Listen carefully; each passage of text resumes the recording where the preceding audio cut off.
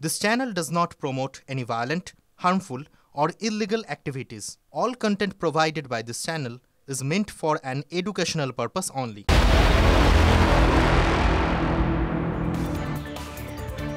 আর যে খবরে আমরা নজর রেখেছি সকাল থেকে বেঙ্গালুরু ব্লাস্টের দুজন মূল অভিযুক্ত, মূল দুজন জঙ্গি, হাই প্রোফাইল জঙ্গি, মোস্ট ওয়ান্টেড টেররিস্ট, তাদের গ্রেপ্তার করা হলো দীঘার হোটেল থেকে। যে হোটেল থেকে এই দুজনকে গ্রেপ্তার করেছে এনআইএ, সেই হোটেলে পৌঁছে গেছে TV9 বাংলা। আমাদের প্রতিনিধি কনিষ্ক মাইতি এই মুহূর্তে রয়েছেন ঘটনাস্থলে। কনিষ্ক, কিভাবে এনআইএ এই হোটেল থেকে এই দুজন জঙ্গিকে গ্রেপ্তার করলো সেটা জানাও। দেখো, দীর্ঘদিন হয়ে গেল এই ব্লাস্টের ঘটনা। তারপর থেকে কিন্তু জাতীয় তদন্তকারী সংস্থা তারা কিন্তু ওত পেতেছিল বিভিন্ন জায়গাতে। এই দুই জঙ্গি যাদেরকে গতকাল কাক ভরে কার্যত দীঘার এই হোটেল সেক্টর থেকে গ্রেপ্তার করা হয়েছে, সেই হোটেল সেক্টরেই কিন্তু কার্যত গত 3 দিন ধরে গা ঢাকা দিয়েছিল।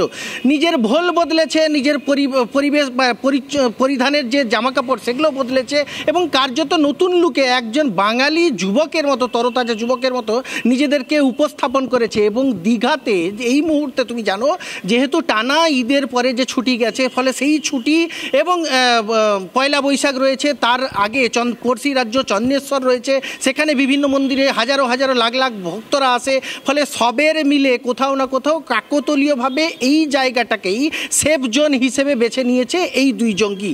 বিগত দিনেও তারা কি তাহলে এই ঘটনাতে ময়নাতদন্ত করেছে? না হলে সরাসরি বিভিন্ন এত দূর থেকে এই জায়গাটাকে সেফ জোন হিসেবে করলো কেন? কারণ সব থেকে বড় বিষয় যেটা হচ্ছে যে এই মুহূর্তে কিন্তু এই জঙ্গিকে দীঘা থেকে উদ্ধার করা মানে সঙ্গে থাকো কনিষ্ক, আমাদের সঙ্গে থাকো। এই মুহূর্তে যে খবর TV9 বাংলা সবার আগে ঘটনাস্থলে পৌঁছে গিয়ে আপনার কাছে পৌঁছে দিচ্ছে সেই হোটেল, যে হোটেল থেকে এনআইএ গ্রেপ্তার করেছে বেঙ্গালুরু ব্লাস্টের দুজন মূল সন্দেহভাজন জঙ্গিকে। সেই হোটেলে পৌঁছে গেছে TV9 বাংলার প্রতিনিধি কনিষ্ক মাইতি। কনিষ্ক, আরো একবার তোমার কাছে জানতে চাইবো, কি অবস্থায়, কোন পরিস্থিতিতে ওই হোটেল থেকে এনআইএ দুজন জঙ্গি গ্রেপ্তার করলো? দেখো, আমি ছবিটা দেখানোর চেষ্টা করবো। সব থেকে বড় এই পেছনে সেই হোটেল, এই হোটেল থেকেই কিন্তু কার্যত কাক ভরে এনআইএ আধিকারিকরা, রাজ্য পুলিশের শীর্ষকর্তারা তারা কিন্তু যৌথভাবে অভিযান করেছে এবং অভিযান চালিয়েই কিন্তু এই হোটেল থেকে দুজন জঙ্গিকে গ্রেপ্তার করেছে। দীর্ঘদিন ধরে এনআইএ আধিকারিকরা যাকে খুঁজছিল এবং সব থেকে বড় বিষয় হচ্ছে কিভাবে এই জায়গাতেই তারা দীর্ঘদিন ধরে গা ঢাকা দিয়েছিল। যেমনটা আমরা সূত্র মারফত জানতে পারছি, গত 3 দিন ধরে তারা কিন্তু এই হোটেলে লুকিয়েছিল। কিভাবে এলো, কোন পথে এলো, সেই বিষয়টাও এখানেও তার সহযোগী কেউ রয়েছে কিনা বা কারা এই মদত করেছে। সরাসরি যে দীঘাতে যে মূলত জানো তো পর্যটকদের ক্ষেত্রে প্রবেশের ক্ষেত্রে সচিত্র পরিচয়পত্র লাগে, কিন্তু এখানে সচিত্র পরিচয়পত্র লেগেছিল কিনা, সেই সচিত্র পরিচয়পত্র কোথা থেকে পেলো, কিভাবে এলো, তার voter I card, Aadhaar card, pan card, এই ডকুমেন্টসগুলো কোথেকে পেলো? তাহলে জালি কোনো না কোনোভাবে, কারণ না কোনো মাধ্যম দিয়ে এই ডকুমেন্টসগুলো তারা সংগ্রহ করেছিল। সবথেকে বড় প্রশ্ন, যে প্রশ্নটা সবথেকে অবাক করছে, যে প্রশ্নটা একটা সাধারণ মানুষ জানতে চাইছে, দীঘা একটা টুরিস্ট স্পট, প্রচুর মানুষ প্রত্যেক দিন যান, ছুটি হোক বা ছুটি না থাকুক, সেখানে একটা হোটেলে, যে হোটেলে আমি বা তুমি বা যে কোনো সাধারণ দর্শক যে কোনো সময় থাকতে পারে, সেরকম একটা হোটেলে এরকম দুজন টপ মোস্ট ওয়ান্টেড জঙ্গি লুকিয়ে আছে, স্থানীয় প্রশাসন কেউ জানে না।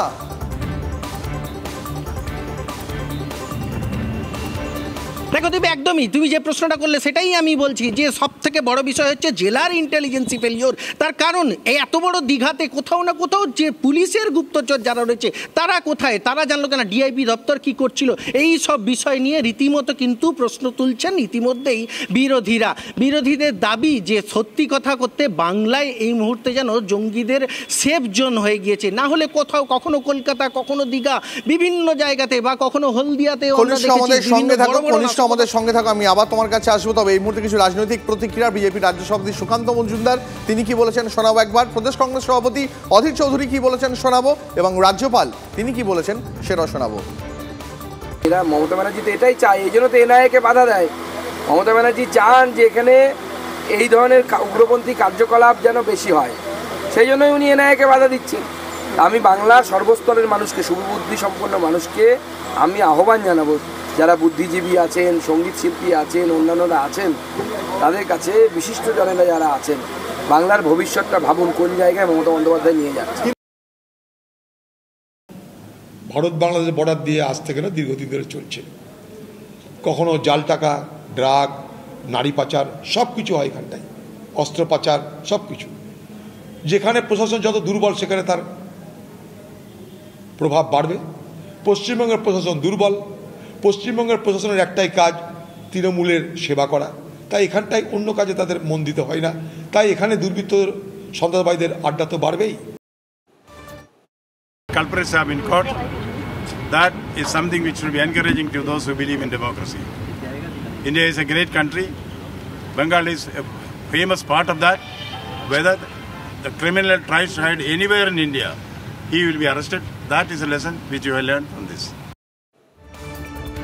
রাজ্য পুলিশের সঙ্গে যৌথ অভিযানে বেঙ্গালুরুর অভিযুক্তদের গ্রেপ্তার করেছে এনআইএ। এজেন্সি সংঘাত আবহে সুর চড়া মমতা বন্দ্যোপাধ্যায়ের। আজ দিনহাটার সভামঞ্চ থেকে মুখ্যমন্ত্রীর সাফ কথা, বেঙ্গালুরুতে বিস্ফোরণ হয়েছিল, বাংলার পুলিশ 2 ঘন্টার মধ্যে ধরেছে।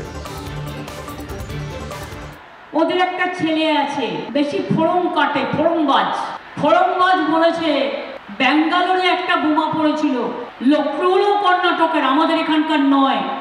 2 ঘন্টায় বাংলায় লুকিয়েছিল, 2 ঘন্টার মধ্যে আমরা ধরে দিয়েছি আমাদের পুলিশ।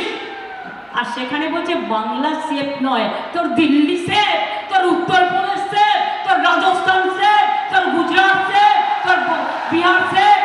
বাংলার মানুষ শান্তিতে থাকে, বিজেপি সহ্য হয় না। অত্যাচারী দল, সব অত্যাচারের সীমানা ছাড়িয়ে গেছে।